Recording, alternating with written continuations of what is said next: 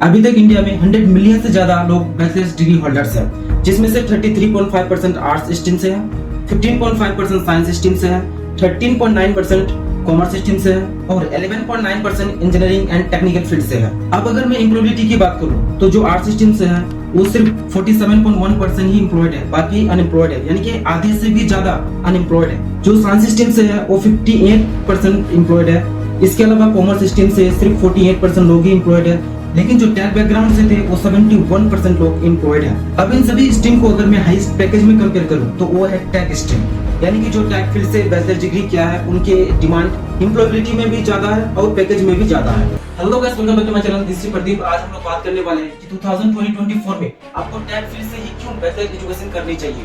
So let's get started. देखो, India में 3 या 4 ही बैचलर डिग्री ज्यादा पॉपुलर है, बीए, बीकॉम, बीएससी और टेक फील्ड लाइक बीसीए या बीटा।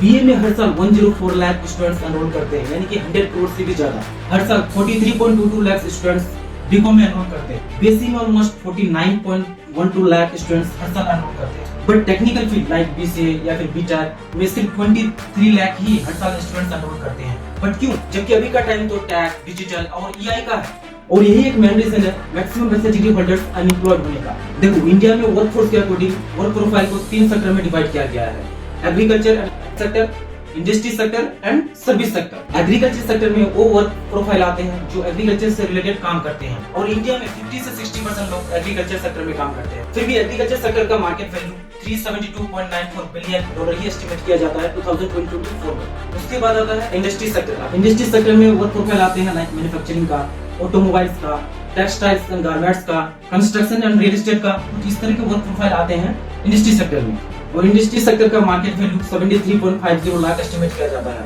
और इसमें इंडिया का 30% लोग काम करते हैं। उसके बाद आता है सर्विस सेक्टर। सर्विस सेक्टर में वर्क प्रोफाइल आते हैं like information technology, IT, telecommunications, education and skill development, banking and finance services का।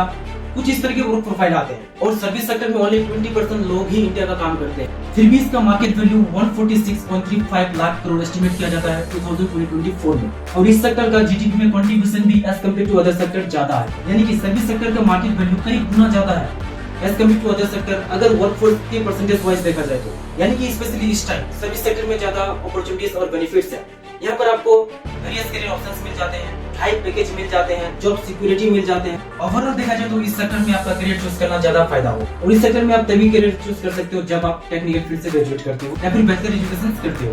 And as you know, IT industry is booming right now because of AI regulations. अभी का time AI का time माना जाता है। अब इन सब चीजों में आप तभी आगे बढ़ सकते हो या अच्छे से समझ सकते हो जब आप खुद टेक्निकल बैकग्राउंड से होंगे, या फिर इसमें आप काम कर सकते हो, क्योंकि इसका डिमांड और भी बढ़ने वाला है। इन सब के अलावा मर्सर मेटल कंपनी ने, जो कि एक ऑनलाइन टैलेंट असेसमेंट कंपनी है, उन्होंने एक रिसर्च करा कि कौन कौन से टॉप स्किल है जो कि अभी मार्केट में ज्यादा डिमांड है। तो अगर आप इस डाटा को देखोगे तो यहाँ पर आपको हाई डिमांड स्किल में टेक्निकल स्किल ही नजर आएंगे, लाइक प्रोग्रामिंग हो गया, डाटा साइंस हो गया, एसक्यूएल हो गया, या फिर बिग डाटा। यानी कि अभी जॉब मार्केट में हाई डिमांड स्किल भी टेक्निकल फील्ड का ही है। अब अगर आप उन बच्चों में से हो जो कि ये सोचते हो कि मुझे तो गवर्नमेंट जॉब लेना है, अगर अब मैं टेक्निकल फील्ड चूज करता हूँ, मुझे प्राइवेट कंपनीज में ही जॉब करना पड़ेगा, अगर आप ऐसा सोचते हो आप बिल्कुल गलत हो। ऐसा कुछ भी नहीं है, क्योंकि टोटल गवर्नमेंट जॉब्स में अभी तक 9.64 लाख वैकेंसी, उनमें से 40% से ज्यादा सिर्फ टेक्निकल फील्ड का ही है। तो इन सब चीजों को देखने के बाद आपको शायद समझ में आ गया होगा कि 2024 में टेक्निकल फील्ड चूज करना कितना इम्पोर्टेंट है, क्योंकि यहाँ पर आपको वेरियस करियर ऑप्शंस मिल जाते हैं। यहाँ पर आपको कम कंपटीशन में ज्यादा